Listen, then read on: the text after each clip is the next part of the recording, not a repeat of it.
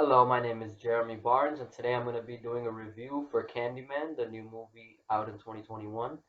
So, first of all, I'm going to just say my overall thoughts and go into the review piece by piece.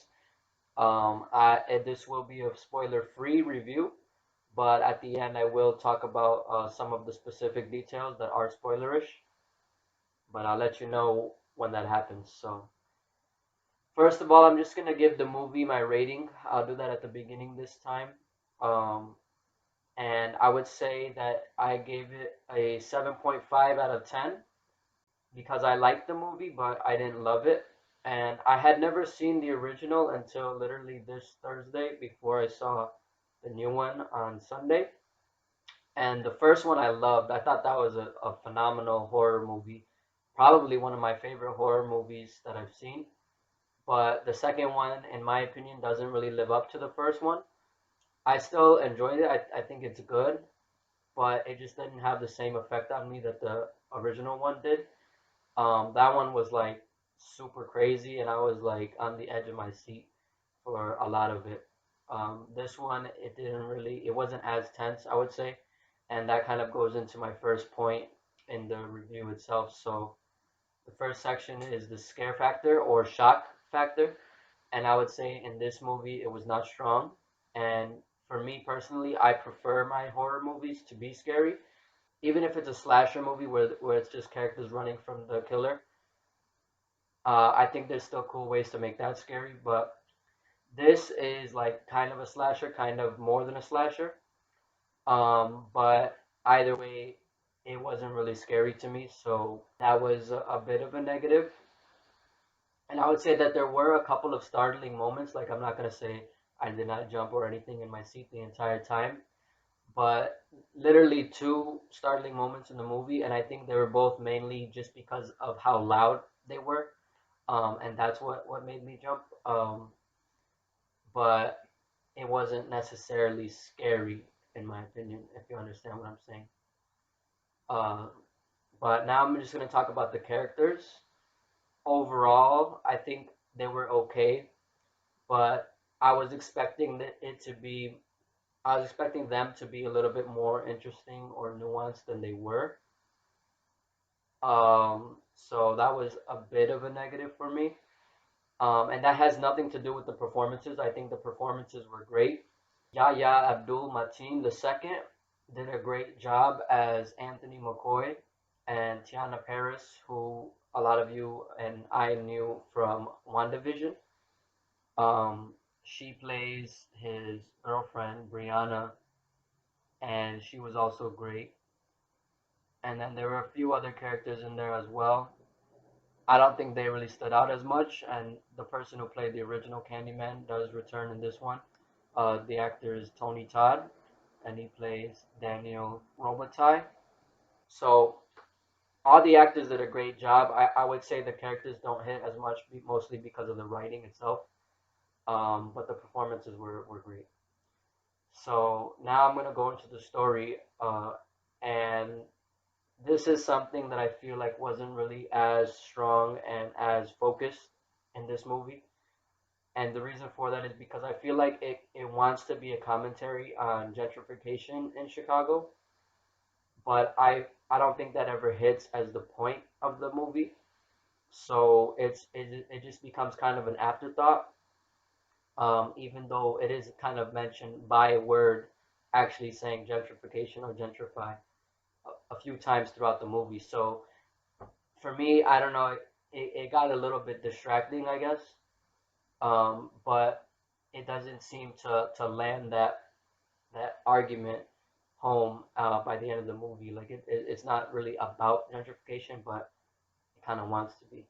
So that's a negative because it doesn't succeed, I think, at what it was attempting to do.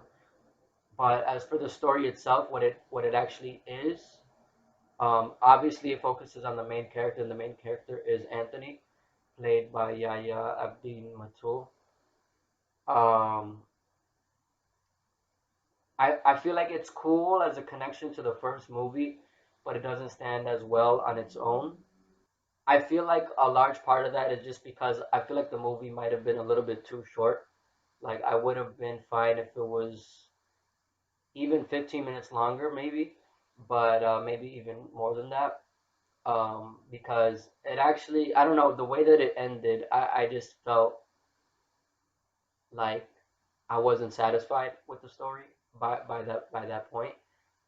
Everything leading up to the ending was good, but I feel like it kind of just ends abruptly in a way. Like it doesn't, but it feels that way. Like it just felt short.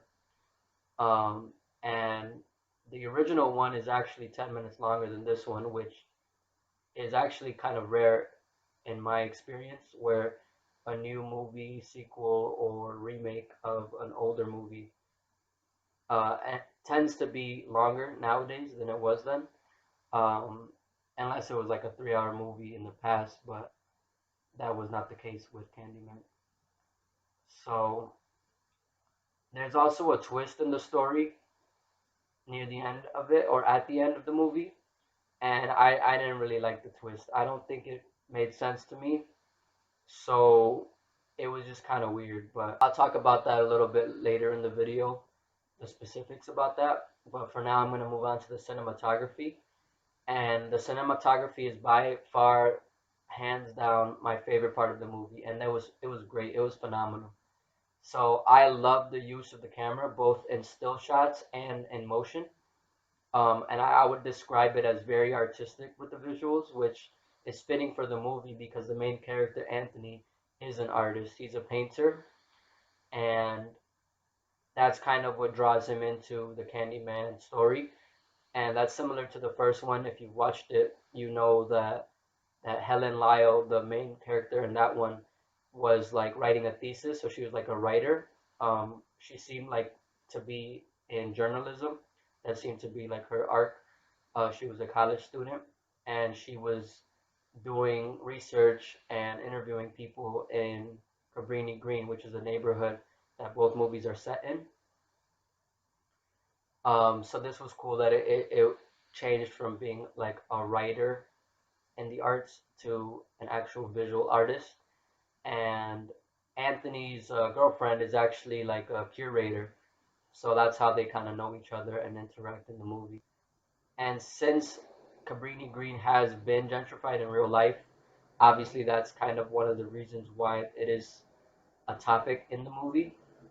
Um, but like I said, it kind of just becomes an afterthought, and it's never really explored deeply, which I think might have been more interesting if it was. But the cinematography, like I said, was dope. They had some really cool camera shots and camera movements, and they really focused a lot on mirrors and reflections in general in this movie, which makes sense because the whole thing about Candyman is you say his name 5 times in a mirror, and then he's supposed to appear to you. Um, and I thought that was phenomenal in the movie, and they did some really creative things with that, and I think they definitely used that aspect of the story to a greater effect in this movie than in the first one.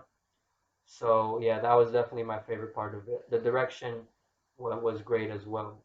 I'm pretty sure that had a lot to do with the cinematography. So great job to Nia DaCosta. She was the director. And that pretty much concludes my spoiler-free section of the review. So now I'm gonna go into spoilers, and I'm gonna just go right off the bat and talk about the twist.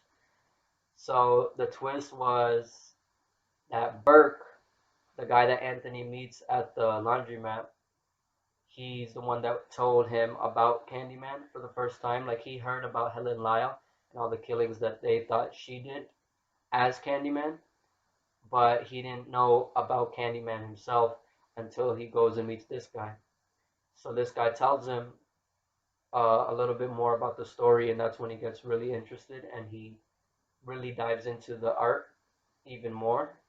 I think he did do a piece before this point, but then he does like a whole bunch. He's super inspired when he learns about Candyman.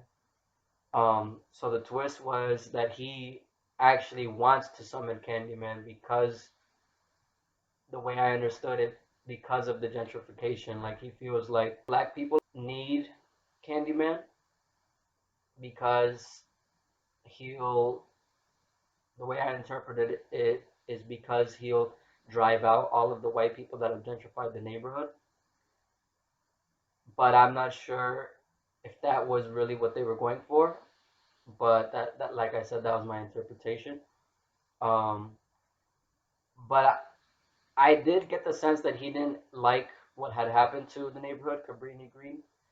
But I didn't believe that he would actually go to such an extent that he does. Like he kidnaps both Anthony and Brianna and ties them up, and he literally makes Anthony physically an embodiment of Candyman. And he was already going through some weird mystical transformation throughout the movie because of his connection to Candyman. And we find out in the movie, which I had expected after I had already seen the trailers for this movie, um, and then watched the Candyman first one for the first time.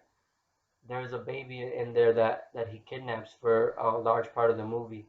And watching the first movie, I was like, damn, that's probably this guy from this movie, the 2021 version, and that is the case. So that's his connection to Candyman. And Burke seems to have known this. I'm not sure how.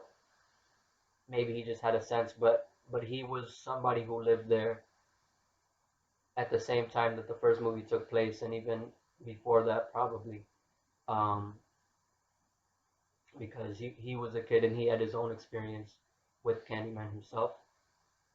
Um, and another interesting thing that I think the movie did was it did go in a little bit into the psychology of each of the characters, and a lot of them have gone through traumatic experiences in their own ways.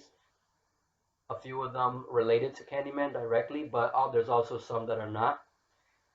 But I feel like I would have wanted a little bit more of that. Like it's kind of just like there's one scene where we see like a flashback of each of three different characters, but I feel like maybe a few more than just one scene would have been even better. Especially because for one of them, Brianna, I wasn't really sure what was going on. Like I didn't know for sure that was her, but afterward thinking on it, I think it was. So I think that could have just been hit a little bit more if they gave it more time to breathe and a few more scenes added. And who knows, maybe there were a lot of scenes that were cut out of the movie, so I'll really be curious to see the deleted scenes when the movie goes for home video. But I'm not sure, but I feel like the only people that died in this movie were all white people, which was like kind of weird to me. Like I get the sense that like they're trying to flip the whole horror trope of the black character dying, but in this movie it is majority black, but there's not only one white person. Like if they just flipped it like that, where there's like one white character and that character dies, then I'd have been like, okay, whatever. That it makes sense that you would want to flip it. But there's like a bunch of white characters that are not even really characters. Like they just show up a couple times. Um, but all of them die, and I feel like no black people died in the movie. So that was just kind of weird to me. Um, but also I could be wrong about that. It's just what it felt like. Um, I definitely want to check out the movie again and try to do a deeper analysis of it. Um, so I'm just gonna talk about some of the things that I really liked about the first one, just real quick at the end of this video. But that pretty much sums up my review for the 2021 Candyman. So now I'm gonna talk about the original, and watching that, I absolutely loved it, man. I was surprised at how much I liked it. Like I didn't expect it to like it as much as I did. But it was really cool because it was like super psychological, which I wasn't necessarily expecting. And we kind of go through the motions with the character Helen Lyle, and it seems like she's going crazy, and she's the one that's just killing everybody. And she even probably thinks that at some point, but then she realizes like, no, that's not me. And it's because Candyman in that movie seems to be like he gets power from other people believing in him. He needs belief to have power. So in the beginning, she doesn't believe in him, so she says that he's not real straight out the gate, and it makes other people start to doubt him, including like a kid that she interacts with when she's trying to find people to interview about the neighborhood. So he uses Helen to gain, to build up that fear and belief in other people because everybody that goes close to her dies. And I thought that was really cool and interesting. That doesn't really like factor into this one, which I felt like might have been kind of a continuity mistake, like to not do that because it is supposed to be like a direct sequel to the original Candyman. And I didn't even know that there were actually two other movies as well, but I don't think those are canon to this new one. I actually do want to watch them now that I've seen the original and the 2021 version, so I might do that in the future. But that was really cool, and I do like that they referenced the original Candyman in this movie, and they actually add to the mythology of it, so that was really cool as well, because it was a little bit unclear about the backstory of it in the first one, but I feel like this one really makes it clear, and that was really helpful, obviously. But there's one line from Burke where he says Candyman isn't a person, it's the whole damn hive. And that line is really like key to that whole mythology because Candyman is more of like kind of like a possession thing. I feel like that's kind of what it is. And it goes from person to person throughout history. But I think it usually stays or always stays in the same place, more or less. Like I think on the other two movies that I haven't seen, they might go to different areas, but maybe they're drawn to somebody that has a connection to the original or one of the previous Candyman hosts. And I also like the bees were really cool in this movie as well. Like uh, honey and bees was a major part of Candyman in the original because that's why he's called Candyman. He said he gives sweets to kids. But the way that he dies in one of the versions of the story is that a bunch of white men covered him in honey and he was stung by a bunch of bees to death. So that's why there's a bunch of bees that follow him around. And I feel like though they were used really cool in this new 2021 version as well. And a lot of times directly with the mirror.